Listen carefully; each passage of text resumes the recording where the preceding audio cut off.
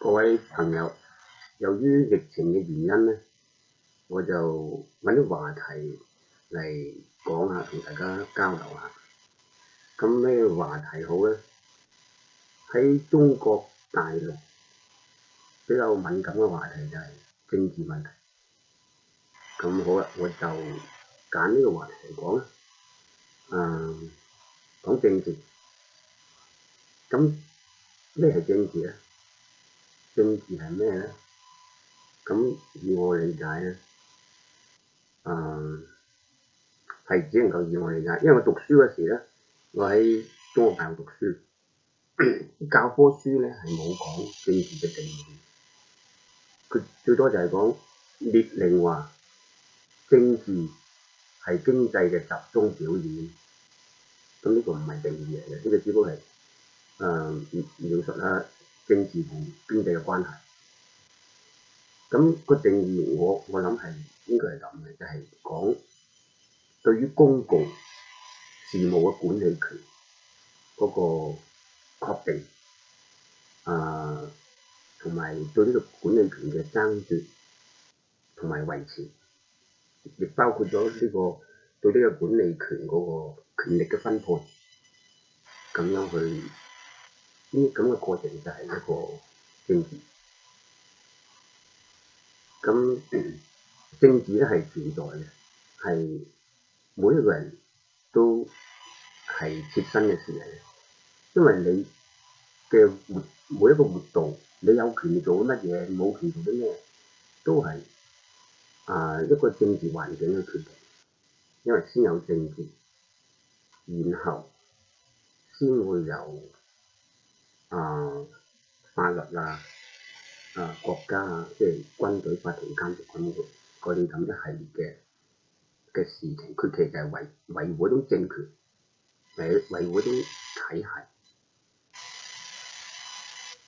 咁政治嘅公共事務好簡單，因為人係群體生活嘅，咁有時要決定啲事，要揾人去做。比如有一條河，你要修一道橋，好簡單，就放一條木去就得嘅。咁通常2-3個人得嘅。咁但係你一個群體可能係10幾人，係我講遠古時代，咁你都要揾人去，邊個去搬呢啲條木，邊個斬棵樹整呢條橋嘅？咁呢度邊個決定條橋嘅大小放喺邊度咧？呢啲就係公共事務，係要咁其實好簡單，邊個嚟決定係喺遠古時候咧，原始時候咧，就邊個大隻啲，邊個好打啲，邊個就話事。因為你其他人唔可以同佢拗，佢大隻過你啊嘛，一掌就推低你啊！你同佢拗咩？係咪？冇得拗。咁但係後嚟咧就唔係咁嘅，因為你大隻啫，我3個人、4個人夠你打嘅話，於是咧就唔係咁簡單嘅，就變咗複雜少少啦。因為隨住人口嘅增加，就係你朋友多，你就會有話事權，你就有話事權。咁但係話事權咧會轉嚟轉去喎。你今日朋友多，你過幾日你同個朋友反咗面，少咗個朋友點算咧？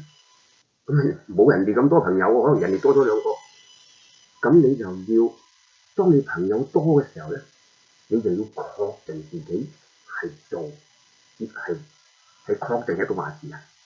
就算第日朋友少，我都應該係做嘅。咁你趁朋友多嘅時咧，你就要制定一啲制度規章，亦就係講後嚟嘅你奪得政權，意味着你一定要制定一套國家機器嚟管治，即係軍隊、法庭、監獄呢一系列嘅嘢。咁仲有啲制定一啲法律嚟管治，咁呢個就係你話事權啦。咁政治就咁簡單，就邊個取得呢個話事權，同埋邊個維護呢個過程就係講啲咁嘅。咁點樣去爭奪咧？就係通過好簡單，就係暴力咯。最終係以暴力以暴力或者以暴力為基礎。有時唔使打嘅，你人多，嗱，其實我明明兵多過你，我1萬你先2000，咁唔使打啦，投降啦，係咪？呢個好簡單嘅啫。咁呢啲咁樣嘅古時候嘅法則咧，係沿用到好耐。而家喺呢個世界上仲有啲國家沿用緊，其實佢哋要堅持自己話事，係建立一種制度係自己話事，其實就係一種皇權，就係建立一種皇權。咁嗰個社會就係皇權社會，任何反對佢做王嘅都會受佢懲罰，就通常係殺頭嘅。佢講多兩句就咁係呢個政權嘅爭奪咧，係唔會停止嘅喎，因為我啱講啦，你今日朋友多，你聽日朋友會少，會得罪啲人，好容易你制定法律嗰陣時，你封官賜爵嗰陣時候會分贓不勻啊嘛，仲有嗰啲下層嘅人壓迫得厲害咧，佢又會作反啊嘛，呢個係人嘅本性，佢係人類社會一個普遍存在嘅現象。佢係對人類社會嗰個發展係，佢就係咁發展過嚟。如果唔係咁樣，人類社會就唔會咁發展嘅，因為係要有鬥爭、有比較，咁人類先至即係比如啲君王唔會變得越嚟越弱啦，係咪？你開始做皇帝嘅時候好大隻，好有頭腦，係咪？好講事理，但係你交俾你個仔啊，下一代對下一代整整咧，就弱到咩咁嘅，咁你仲做皇帝？即係實際上咧，係理論上係唔可以有長期執政呢回事。所謂嘅長期咧，你長到幾時？係咪？你話長啫，我話短。個你越想長，可能越短啊！秦始皇夠惡啦喎，佢係統一咗成個東亞嘅好大一幅地方，即係叫中國啦。咁結果點咧？係咪？結果就係做咗佢統一咗7國，滅咗6國之後咧，就在位9年，佢就駕崩啦。呢個駕崩咧，可能就唔係話佢注定要個病死，而係壓力太大，做過度忙碌，非常緊張，日日都俾人暗殺，而且佢明知道好有啲人係唔服佢嘅，譬如有啲南方嘅楚國啊，或者一啲嗰啲原先係大國，其實為咗避免太多嘅流血犧牲，暫時認住你先啦，咁樣，咁個個都等緊佢死。咁而且如果佢唔死咧，另啲人都會殺佢啦。咁佢就喺壓力下咧就病死咗。呢個喺後期都有啲好多咁嘅例子嘅，比如袁世凱復辟啦，都係壓力太大，因為佢唔係俾人殺，係自己病死嘅。但係估計佢唔係做啲同咁多人作對嘅事咧，佢心情好啲咧，就冇咁易死嘅。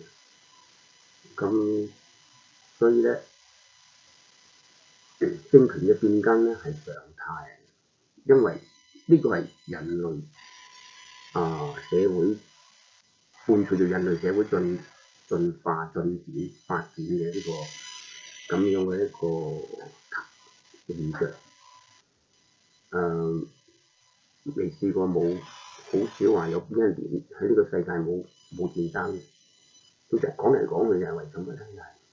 就係政治上，就係為咗權力嘅爭鬥。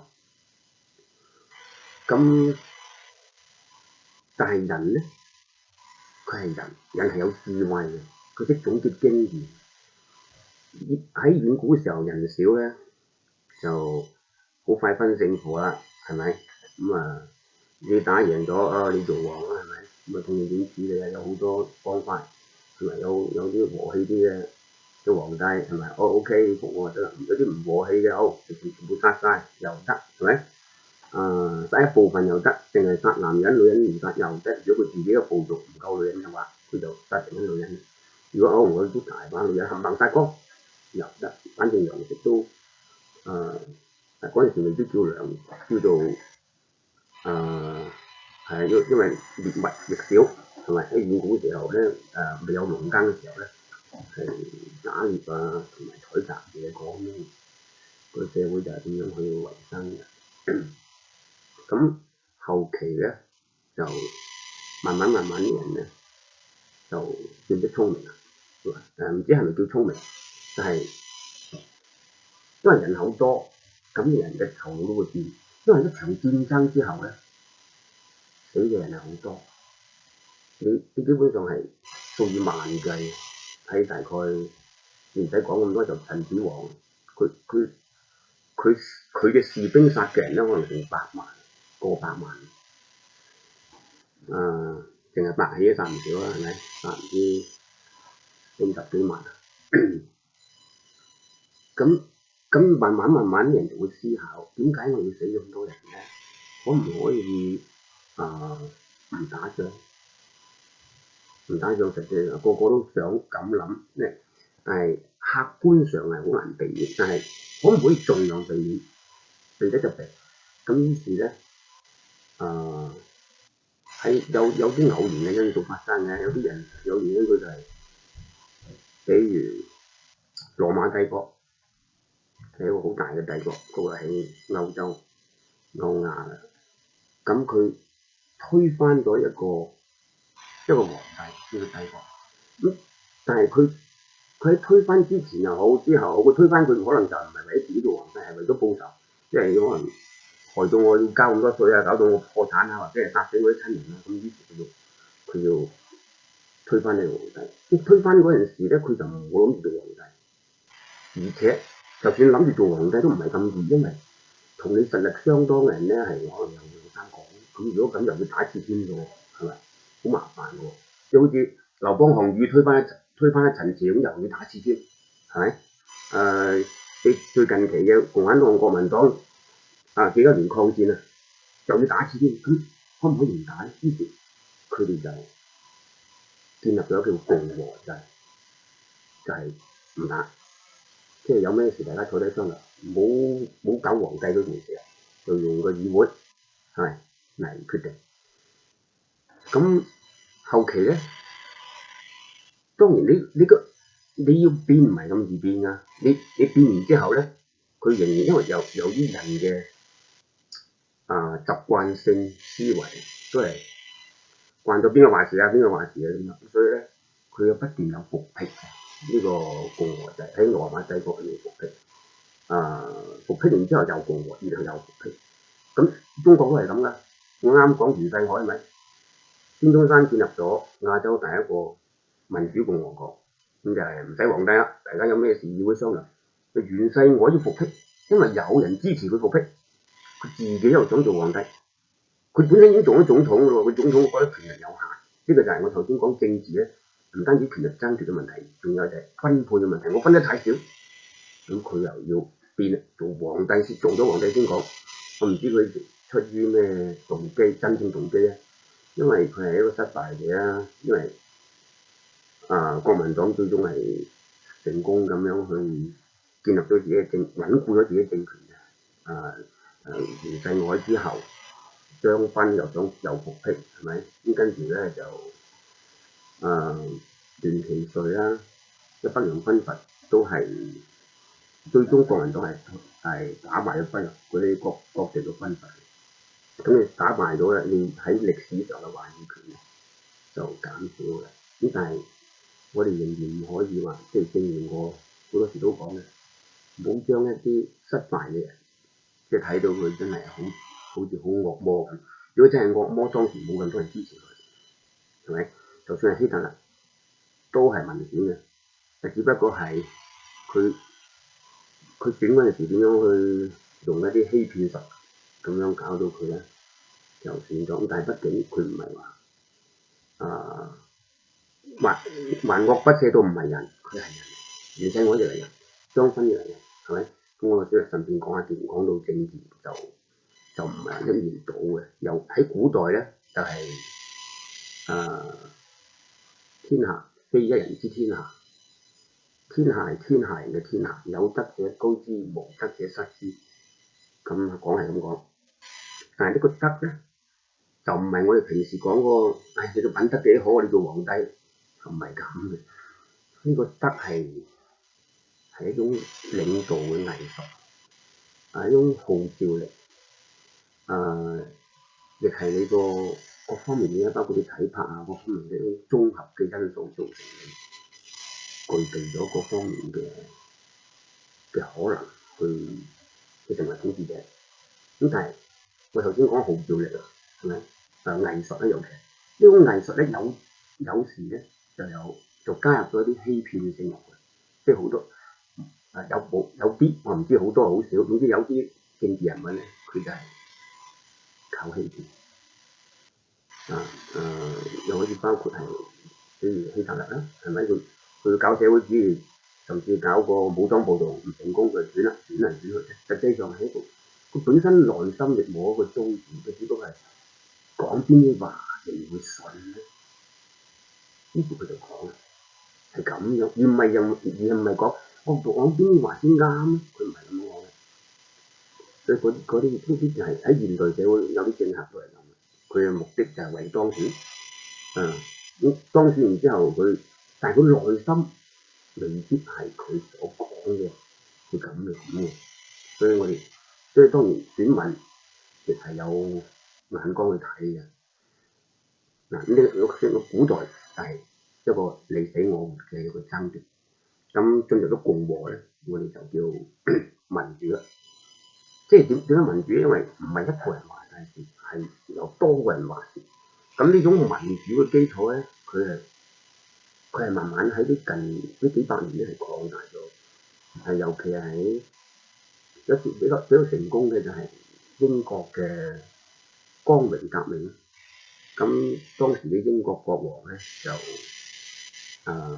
同嗰啲反對嘅人咧就有互相妥協，咁就交出一啲皇權，即係規定邊啲嘢咧用嚟收稅，一定要經議會同意，係咁樣。咁當時咁議會點嚟啊？咁咪選咯，點選啊？咁啊其實就係邊啲有錢人，你要收稅梗係收有錢人嘅嘛。咁有錢人加入議會，我同意你收我啲稅，唔係收我啲稅，係咪？咁後嚟慢慢擴大，咁擴大到而家咧就係所有公民幾多歲以上，可能18歲以上咧就可以有選舉權啦，係咁樣。咁呢個咧就係民主。咁到咗民主政治咧，同古代嘅嗰個皇權政治咧係有少少唔同嘅。皇權政治咧就係講嚟講去就係要維護王一人至尊，即係從頭到尾佢都係要鼓勵人去尊重皇權，點樣去效忠。你越效忠咧，你就越好，佢越鼓勵你，你有可能會升官發財。你效忠唔夠，甚至講啲反轉嘅話咧，會殺頭嘅，係咁樣。嗰個係咁皇權嘅爭奪咧，佢呢個叫維持皇權嘅維持，就係要求啲人效忠。咁皇權嘅爭奪啱相反咧，就係要求人講個皇帝壞話，咁啊通過多數都係暴力推翻嘅。咁有少數咧就係嗰啲，譬如曹操咁樣，本身係丞相，咁但係佢個實力大過皇帝，實際上佢已經係皇帝啦，係嘛？咁實際上咧已經係政權，實際上已經係逆咗位嘅。嗰個皇帝已經唔係真係皇帝，而曹操亦唔係真係丞相，佢只係皇帝。咁嗰個爭奪係靠暴力。咁點靠暴力就邊個朋友多，講嘢邊個人中意聽。咁佢招兵買馬容易啦，係咪？咁樣去取得政權。咁到咗民主社會咧，既然你係選嘅，咁即係用選票啦，唔使打啫。咁點爭奪啊？好簡單，你講嘢又話驚你欺騙，咁點算咧？咁佢哋咧慢慢就形成一套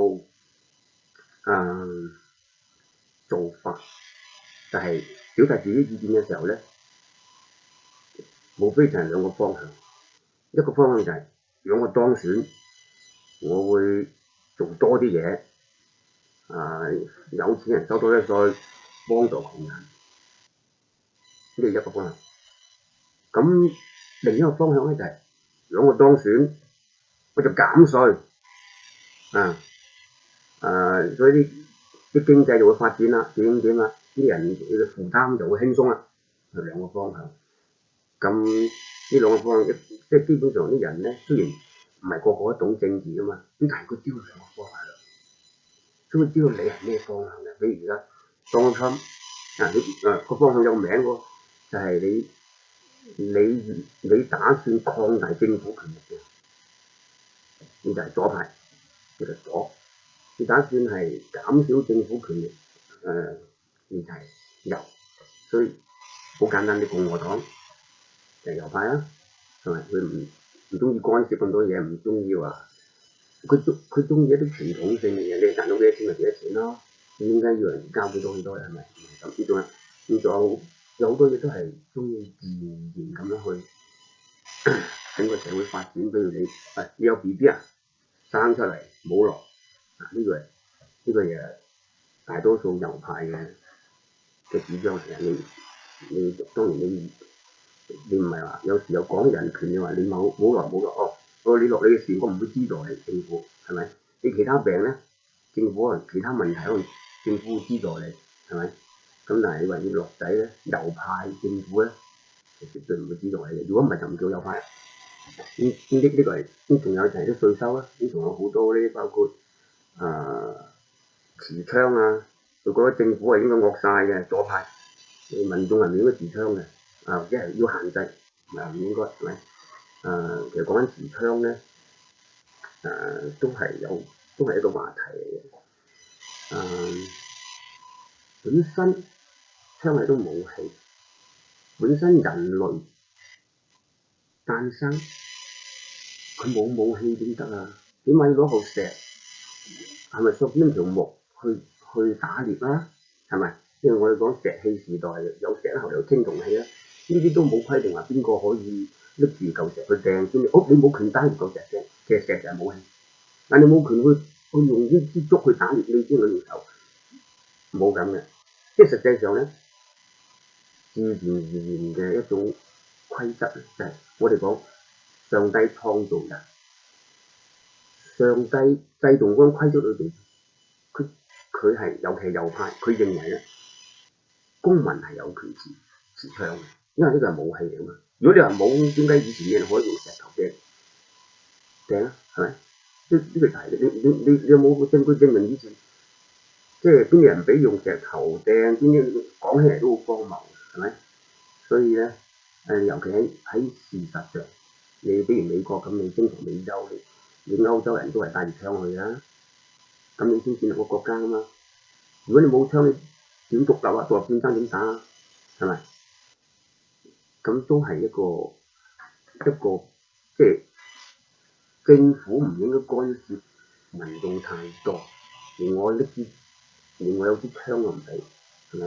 呢個係當然呢個係左右之分啦，係咪？左同右就係咁嘅。